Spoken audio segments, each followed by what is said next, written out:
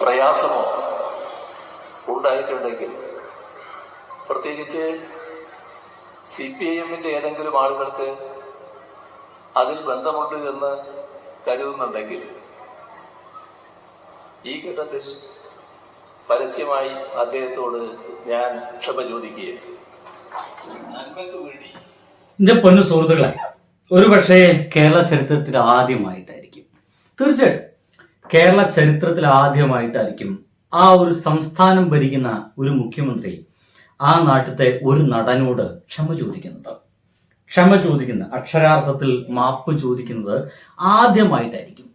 ഞാൻ കുറെ ഇരുന്ന് ആലോചിച്ചു, എന്തിന് മുഖ്യമന്ത്രി പിണറായി വിജയൻ മമ്മൂക്ക എന്ന് പറയുന്ന ഒരു വെറും നടനായിട്ടുള്ള ഒരാളോട് മാപ്പ് പറയണം?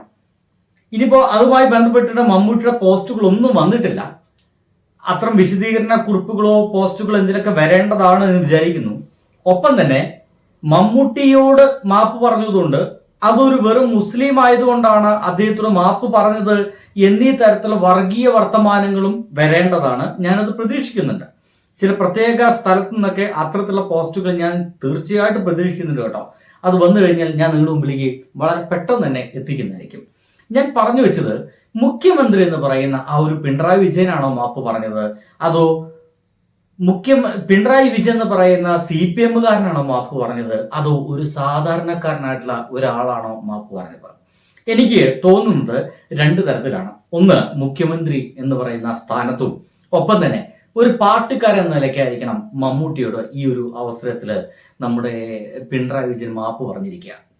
ഞാനത് പറയുന്നത്, നമുക്ക് കേരളത്തിലെ ചരിത്രം നോക്കിക്കഴിഞ്ഞാൽ തെറ്റ് സംഭവിച്ചാൽ അത് തുറന്നു പറയുക എന്നുള്ളത് ഈ കമ്മ്യൂണിസ്റ്റുകാരുടെ ഒരു സ്വഭാവമാണ്. നമുക്കറിയാം, തെറ്റ് സംഭവിച്ചിട്ടുണ്ടെങ്കിൽ, അക്ഷരാർത്ഥത്തിൽ എവിടെയെങ്കിലും ഒരു പിഴവ് സംഭവിച്ചിട്ടുണ്ടെങ്കിൽ ഒരു മടിയും കൂടെ തുറന്നു പറയുക.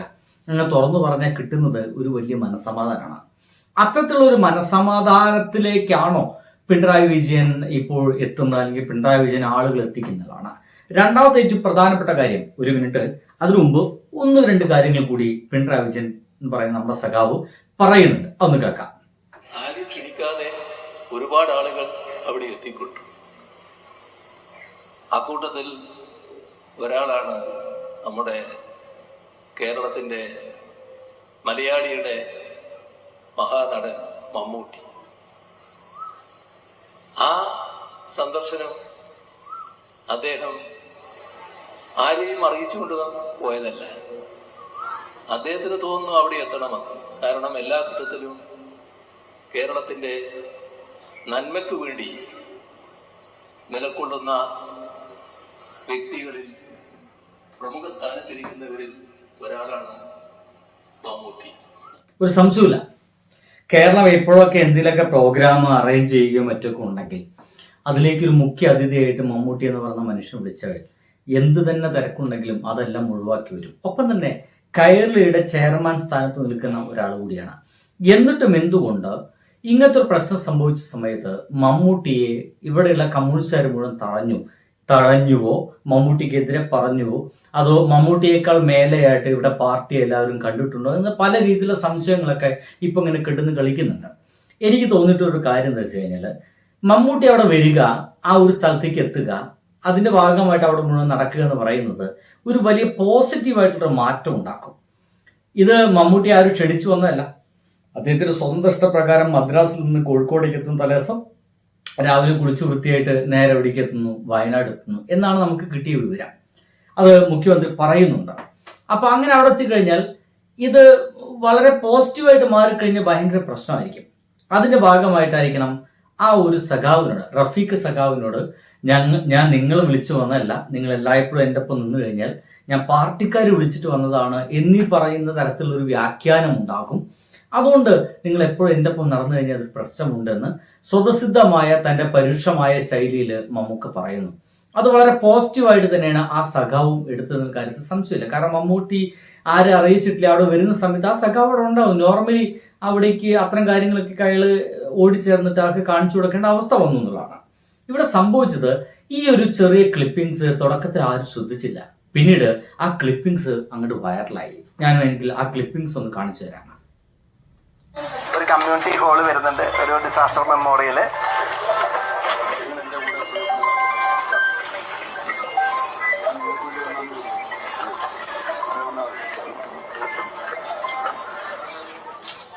ഇതാണ് അവിടെ ഉണ്ടായ സംഭവം. വളരെ സതുദ്ദേശത്തോടു കൂടി തന്നെ ഒരുപക്ഷെ മമ്മൂട്ടി പറഞ്ഞൊരു വാക്കായിരിക്കും, പക്ഷെ ഇതാണ് തെറ്റിദ്ധരിക്കപ്പെട്ടു.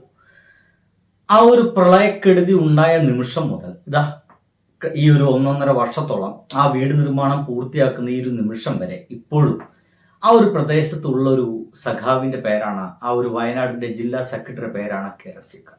അദ്ദേഹമാണ് മമ്മൂട്ടിയോടൊപ്പം നടന്നത്. മമ്മൂട്ടിക്ക് അത് അറിയുമോ എന്ന് എനിക്കറിയില്ല. സ്വാഭാവികമായിട്ട് ചിലപ്പോൾ അറിയാൻ സാധ്യതയില്ല എന്ന് വിചാരിക്കുന്നു. ചിലപ്പോൾ എല്ലാ കാര്യത്തിലും അപ്ഡേറ്റഡ് ആയതുകൊണ്ട് ചിലപ്പോൾ ഇത് അറിയാനും സാധ്യതയൊക്കെ ഉണ്ട്. എന്തായാലും അപ്പോൾ ഒരു കമ്മ്യൂണിസ്റ്റുകാരായിട്ടുള്ള ഒരാൾ എപ്പോഴും ഒപ്പം ഉണ്ടാവുന്നത് ആ രീതിയിൽ വ്യാഖ്യാനിക്കപ്പെടേണ്ട, ഇലക്ഷനൊക്കെ വരില്ലേ എന്ന് വിചാരിച്ചിട്ടായിരിക്കാം ഒരുപക്ഷെ മമ്മൂട്ടി അത് പറഞ്ഞിട്ടുണ്ടായിരിക്കുക എന്നാണ് മുഖ്യമന്ത്രിയും കരുതുന്നത്. സ്വാഭാവികമായിട്ടും അദ്ദേഹത്തിന് മനസ്സിലാവുന്നു റഫീഖ് അത് മാറിയിരിക്കുന്നു എന്നുള്ളതാണ്. പക്ഷേ ഈ ഒരു ക്ലിപ്പിംഗ്സ് പ്രചരിപ്പിച്ചതും ഒരു കമ്മ്യൂണിസ്റ്റുകാരനെ ചീത്ത പറഞ്ഞു മമ്മൂട്ടി, കമ്മ്യൂണിസ്റ്റുകാരനെ അവഗണിച്ചു മമ്മൂട്ടി എന്ന രീതിയിലുള്ള ഒരു വ്യാഖ്യാനം ഉണ്ടാക്കുകയും ചെയ്തു ഒരു പക്ഷേ ഒരു വലതുപക്ഷ ഹാൻഡിൽ നിന്നായിരിക്കാം. ആ വലതുപക്ഷ ഹാൻഡിൽ നിന്ന് അത്തരം ഒരു വാർത്ത ഉണ്ടായതിന്റെ ഭാഗമായിട്ട് സ്വാഭാവികമായിട്ടും അവിടെ പിന്നെ മമ്മൂട്ടിയെ താഴ്ത്തിക്കിട്ടുകയും നമ്മുടെ സഖാവിനെ രക്ഷിക്കേണ്ടതും ഇടതുപക്ഷത്ത് നിൽക്കുന്ന ചില ആളുകളുടെ ജോലിയും പണിയൊക്കെ ആയതുകൊണ്ട് സ്വാഭാവികമായിട്ടും വളരെ സ്വാഭാവികമായിട്ട് അദ്ദേഹത്തെ സപ്പോർട്ട് ചെയ്യുകയും അദ്ദേഹം എന്താണെന്നൊക്കെ മനസ്സിലാക്കുകയും ചെയ്തു എന്നുള്ളതാണ്.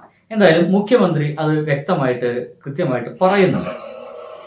മമ്മൂട്ടി നമുക്കെല്ലാവർക്കും അറിയാം, നിരവധി ജീവകാരുണ്യ പ്രവർത്തനങ്ങളിൽ, സാമൂഹ്യ രംഗത്തുള്ള പ്രവർത്തനങ്ങളിൽ എല്ലാം അദ്ദേഹം ഇടപെടുന്നുണ്ട്. അങ്ങനെ പിന്നീട് ഒരു കാര്യം വന്നപ്പോൾ ഞാൻ അദ്ദേഹത്തിൻ്റെ ചില സുഹൃത്തുക്കളോട് അന്വേഷിച്ചപ്പോഴാണ് മനസ്സിലാകുന്നത്, ചെന്നൈയിൽ നിന്ന് നന്നേ കാലത്ത് കണ്ണൂരോ കോഴിക്കോട് എത്തി, അവിടുന്ന് കോഴിക്കോടാണ് എത്തിയത്, അവിടുന്ന് വയനാട്ടിലേക്ക് പോവുകയാണ്. അവിടെ എത്തി അത് കാണുക, അതിന്റെ ഭാഗമാവുക എന്നതായിരിക്കും അദ്ദേഹത്തിന്റെ ഉദ്ദേശം. ആ നല്ല മനസ്സോടെയാണ് അദ്ദേഹം ഇവിടെ എത്തുന്നത്. നമ്മുടെ നാട്ടില് എന്തിനേയും വിവാദമാക്കാൻ തയ്യാറാകുന്ന ആളുകളുണ്ടല്ലോ. അപ്പൊ അദ്ദേഹത്തെ അവിടെ വീടുകളെല്ലാം സന്ദർശിക്കുന്നു, അതിൻ്റെ ആൾക്കാരുണ്ട് അവിടെ, എല്ലാ ഘട്ടത്തിലും അവരുണ്ട്. അവർ വീടുകൾ കാണിച്ചു കൊടുക്കുന്നു, കാര്യങ്ങൾ വിശദീകരിച്ചു കൊടുക്കുന്നു. അപ്പോ അവിടുത്തെ ഇത്തരം കാര്യങ്ങളിൽ സാധാരണഗതിയിൽ നല്ല നിലക്ക് അവിടെ ഇടപെട്ടുകൊണ്ടിരിക്കുന്ന ഒരു പൊതുപ്രവർത്തകനാണ് ആ ജില്ലയിലുള്ള CPIM-ന്റെ ജില്ലാ സെക്രട്ടറി റഫീഖ്. ആ ചെറുപ്പക്കാരനും അവിടെയുണ്ട്, ഇദ്ദേഹത്തിന്റെ കൂടെ നിൽക്കുന്നു, ഇദ്ദേഹത്തിന്റെ കൂടെ പോകുന്നു. അപ്പോ ആരെയും അറിയിച്ചുകൊണ്ടുള്ള യാത്രയല്ല മമ്മൂട്ടിയുടെ. അവിടെ പാർട്ടിക്കാരെ മറ്റൊന്നും അറിയിച്ചിട്ടില്ല. അദ്ദേഹം ഈ ചെറുപ്പക്കാരനോട് പറയാണ്, നിങ്ങൾ ക്ഷണിച്ചിട്ട് ഞാൻ വന്നതല്ലാലോ, നിങ്ങൾ എൻ്റെ കൂടെ തന്നെ ഇങ്ങനെ നടക്കുമ്പോൾ അത് മറ്റു രീതിയിൽ ചിത്രീകരിക്കപ്പെടില്ലേ എന്ന് പറഞ്ഞാൽ, നമ്മുടെ കേരളത്തിൽ എന്തും വിവാദമാക്കാൻ ശ്രമിക്കുന്നവരുണ്ടല്ലോ, ആ വിവാദത്തിനൊരു അവസരം ഉണ്ടാക്കി കൊടുക്കൂലേ എന്നാണ് മമ്മൂട്ടി ഉദ്ദേശിച്ചിട്ടുണ്ടാവുക.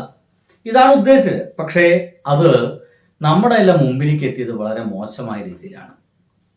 പിന്നീട് ഒരു ആക്രമണമായിരുന്നു മമ്മൂട്ടിക്കെതിരെയുള്ള ആക്രമണം എന്നതിനേക്കാൾ കൂടുതൽ ആ ഒരു സഖാവിനെ സംരക്ഷിക്കുക എന്ന് പറയുന്ന ഒരു ദൗത്യം പോലെയായിരുന്നു സോഷ്യൽ മീഡിയ ഏറ്റെടുത്തത്. എനിക്ക് തോന്നിയത്, ഇതിന്റെ ഭാഗമായിട്ട് എനിക്ക് തോന്നിയ ഒരു പ്രധാനപ്പെട്ട ഒരു സംഗതി എന്താ വെച്ച് കഴിഞ്ഞാൽ, വളരെ നന്നായി പോയി ഇത്തരമുള്ളൊരു വിവാദം എന്നതാണ്.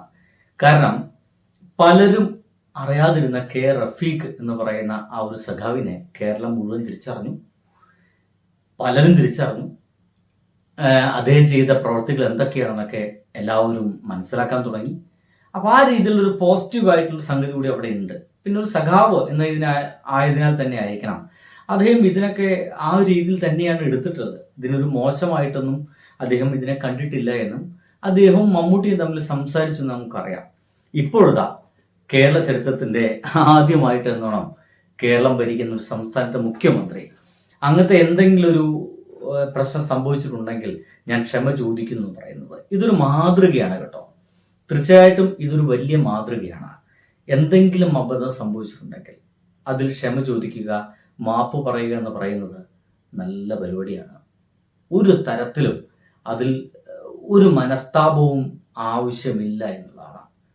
നമുക്ക് മാർഗമായിട്ടുള്ളത് അല്ലെങ്കിൽ മാതൃകയായിട്ടുള്ളത് പിണറായി വിജയൻ എന്ന് പറയുന്ന ആ ഒരു നല്ല മനുഷ്യനാണ്.